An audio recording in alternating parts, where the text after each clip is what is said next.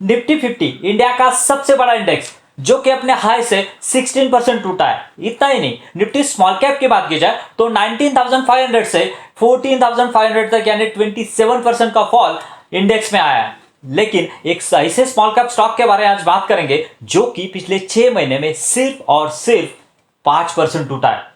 दोस्तों, ऐसा पास्ट में देखा गया है कि जो स्टॉक करेक्शन में कम गिरता है वो जब करेक्शन खत्म होता है वो सबसे ज्यादा भागता है। दोस्तों, आज बात करेंगे कि आखिर क्यों नहीं गिर रहा है ये स्टॉक, क्या इतने अच्छे फंडामेंटल्स है इसके, क्या है इसके फ्यूचर गाइडेंस और क्या कंपनी फ्यूचर में कहां तक पहुंच सकती है। इन सभी सवालों के बारे में बात करेंगे। लेकिन उससे पहले जैसे कि हम हमेशा कहते हैं, लर्निंग है तो ही अर्निंग है। चलिए कुछ नया सीखते हैं। मैं संदीप औटी स्वागत करता हूं आपका। बात शुरू होती है 2011 से, जब कंपनी ने अपने बिजनेस की नींव रखी और पहले ही साल कंपनी ने अराउंड 4 करोड़ का यहाँ पे एयूएम जनरेट किया।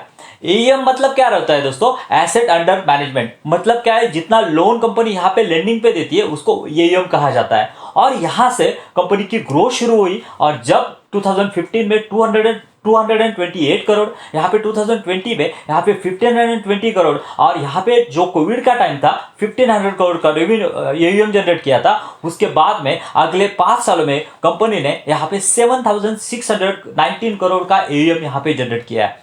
यानी आप समझ सकते हैं अराउंड 5 टाइम्स की ग्रोथ एयूएम में अगले 5 सालों में ही है। और यहाँ पे देखेंगे तो ये जस्ट ओनली 9 मंथ का रिजल्ट है और भी कुछ इसमें 3 मंथ यानी लास्ट क्वार्टर इसमें ऐड होना बाकी है।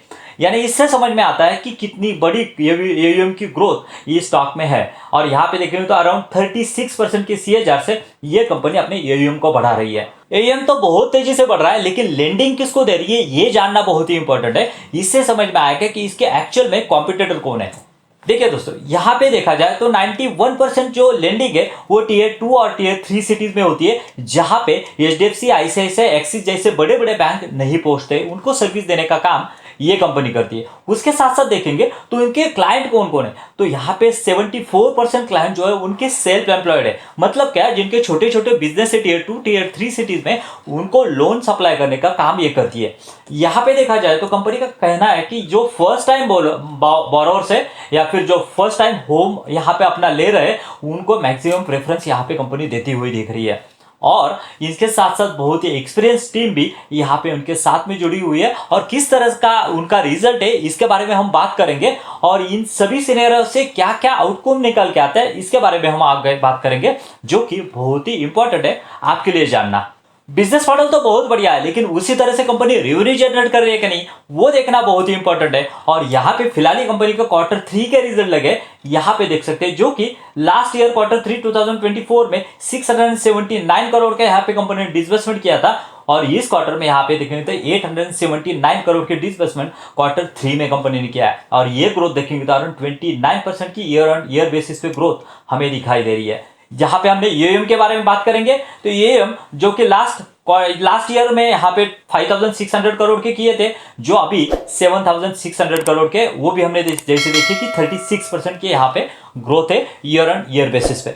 उसके साथ साथ कंपनी का पैट यानी यहाँ पे प्रॉफिट इंपॉर्टेंट है, बिकॉज ऑफ आप कितना भी सेल्स कर लो आखिर में यहाँ पे पैट जनरेट नहीं कर रहे हो तो कुछ मतलब नहीं है। लेकिन यहाँ पे पैट में देखेंगे तो उससे भी ज्यादा परफॉर्मेंस अच्छा है। यहाँ पे देखिए क्वार्टर 3 2024 में 62 करोड़ का पैट था, जो कि बढ़ के यहाँ पे हुआ है अराउंड 96 करोड़ का ईयर ऑन ईयर बेसिस पे। इसमें है अराउंड 54% की growth year on year basis पे देखने को मिलती है। यानी दोस्तों, इससे समझ में आता है कि कंपनी के बिजनेस के बारे में देखेंगे तो सेल्स में 29% की ग्रोथ है, एयूएम में 36% की ग्रोथ है और यहाँ पे पैट में देखेंगे तो अराउंड 54% की ग्रोथ हमें यहाँ पे देखने को मिलती है। यानी सभी कैटेगरीज में यहाँ पे कंपनी फिनोमिनस परफॉर्मेंस दिखा रही है।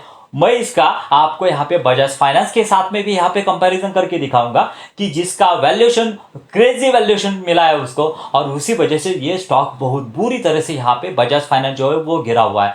लेकिन ये स्टॉक की बात की जाए तो ये स्टॉक अपना जो यहाँ पे मेंटेन है और सस्टेन करते हुए चल रहा है। दोस्तों, यहां तक अगर आपको वीडियो अच्छा लग रहा है तो वीडियो को लाइक करना मत भूलिए, क्योंकि इससे हमारा मोटिवेशन बढ़ता है और ऐसे अच्छे अच्छे स्टॉक हम रिटेल इन्वेस्टर के लिए लाते हैं जिससे कि उनको हेल्प हो सके और उनकी वेल्थ बन सके। जैसे इंसान के लिए अपना हार्ट इंपॉर्टेंट होता है, वैसे ही किसी फाइनेंस कंपनी के लिए अपना एसेट क्वालिटी, सो दोस्तों ये देखना होगा कि किस तरह का बिजनेस और किस तरह का कलेक्शन ये कंपनी कर रही है। देखिए बेसिकली यहाँ पे ग्रॉस एनपीए में देखेंगे तो यहाँ पे ग्रॉस एनपीए जो है वो जस्ट ओनली 1.2% है। यहाँ पे देखेंगे तो अराउंड बाकी की कंपनियां जो है इसके पेयर जो है वो अराउंड 4 to 5% का ग्रॉस एनपीए लेके चल रही है, लेकिन ये 1.2% है और पिछले कई यहाँ पे सालों से ये कंपनी मेंटेन करते रही है। और उसके साथ साथ यहाँ पे नेट एनपीए की भी बात की जाए ना तो नेट एनपीए तो जस्ट ओनली 0.9% है, और जो कि पिछले कई सालों से यहाँ पे कंपनी कंटिन्यूसली कांस्टेंट रखते आई है, जो कि दोनों भी चीजें gross NPA as well as net NPA इसके फेवर में काम करते हुए दिख रहे हैं। उसी वजह से उसका कन्वर्जन जो है वो पैट में हो रहा है।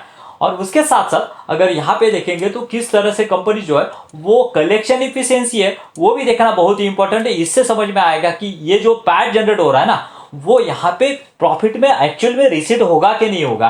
तो यहाँ पे देखिए जो भी यहाँ पे लेंडिंग दे रही है उसका 99% कलेक्शन लास्ट ईयर भी था और इस ईयर भी यहाँ पे 99% कलेक्शन होते हुए दिख रहा है, यानी 98 से 100% का कलेक्शन यहाँ पे कंपनी कर रही है।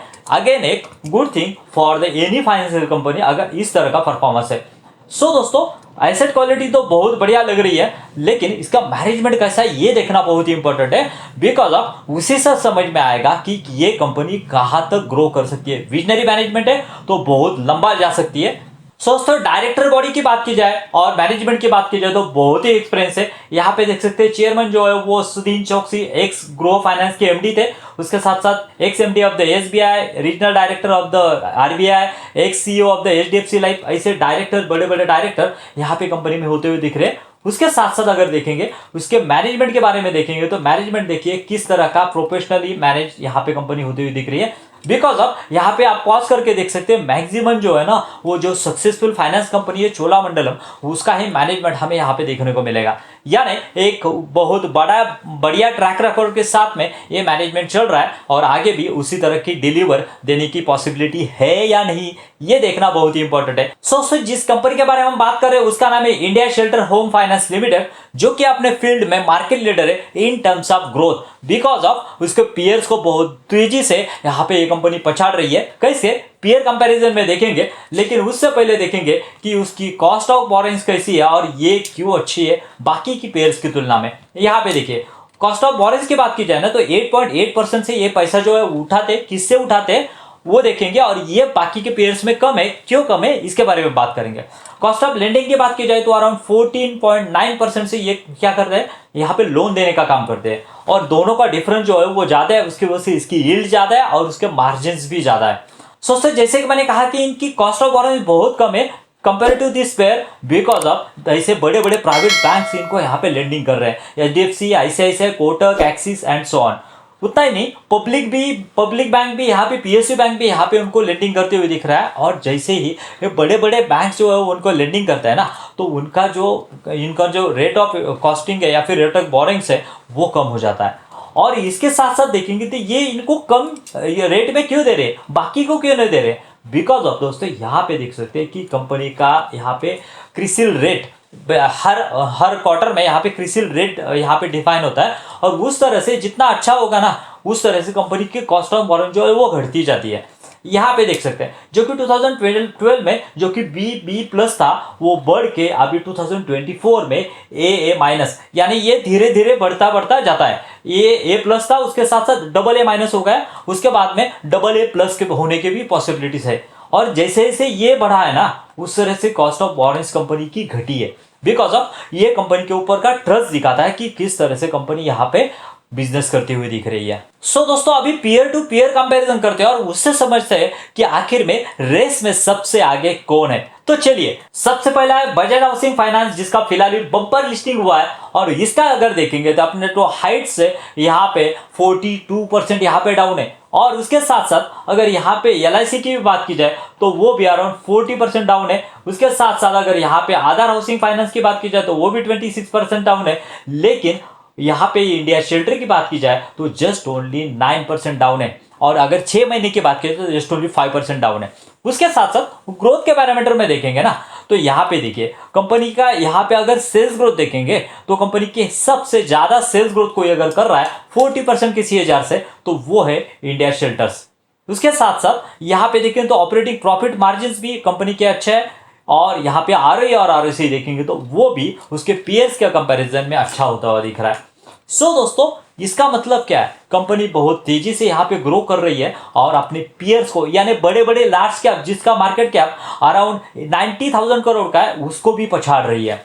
कंपैरिजन तो बजाज फाइनेंस के साथ में कर लिया, लेकिन क्या ये कंपनी आगे जाके लार्ज कैप बन सकती है, पैन इंडिया लेवल पे फैल सकती है? तो ये जानने के लिए हमें यहाँ आना होगा। तो देखिए दोस्तों, कंपनी का बिजनेस यहाँ पे किस तरह से ग्रो होता हुआ दिख रहा है। यहाँ पे देखेंगे तो अराउंड यहाँ पे ऑल इंडिया में अराउंड 15 स्टेट में कंपनी का प्रेजेंस है।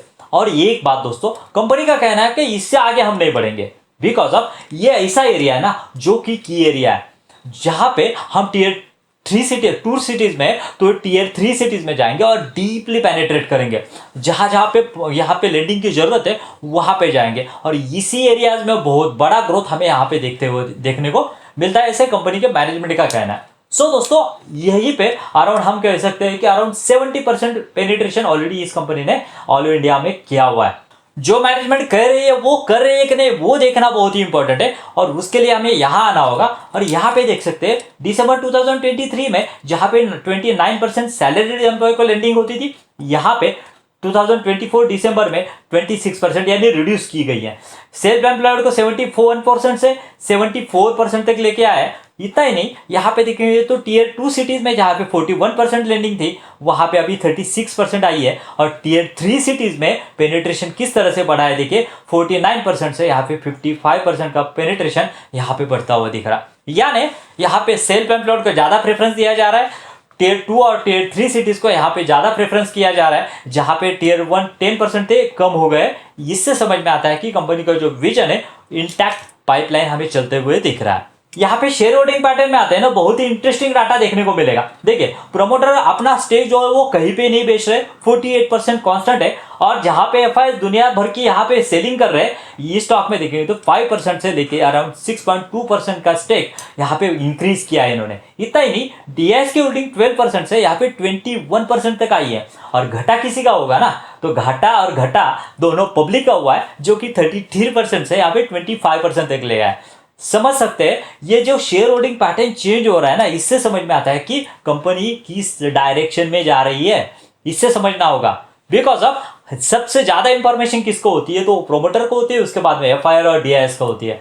तो आप समझिए कि किस तरह का यहाँ पे चेंजेस हो रहे हैं। इस कंपनी के सक्सेस का राज देखेंगे ना, तो वो है इसका डिजिटल इंप्लीमेंटेशन। देखिए, यहाँ पे कस्टमर एक्विजिशन करती है डिजिटली, क्रेडिट यहाँ पे अंडर राइटिंग करती है, कोलेटरल इवैल्यूएशन करती है, उसके साथ साथ कलेक्शन मैनेजमेंट भी डिजिटली ही होता है और कस्टमर सर्विस भी डिजिटली देती है। और जिस तरह से उसकी वजह से क्या होता है ना, यहाँ पे उसकी कॉस्ट जो है वो कम हो जाती है। सो दोस्तों, ये था detail analysis about the India shelter. अगर आपको यहाँ पे ईवी से रिलेटेड एक ग्रोइंग स्टॉक देखना है जो कि मार्केट लीडर बन सकता है, तो लेफ्ट क्लिक कीजिए। मिलते हैं वहीं पे। Thank you very much. जय हिंद।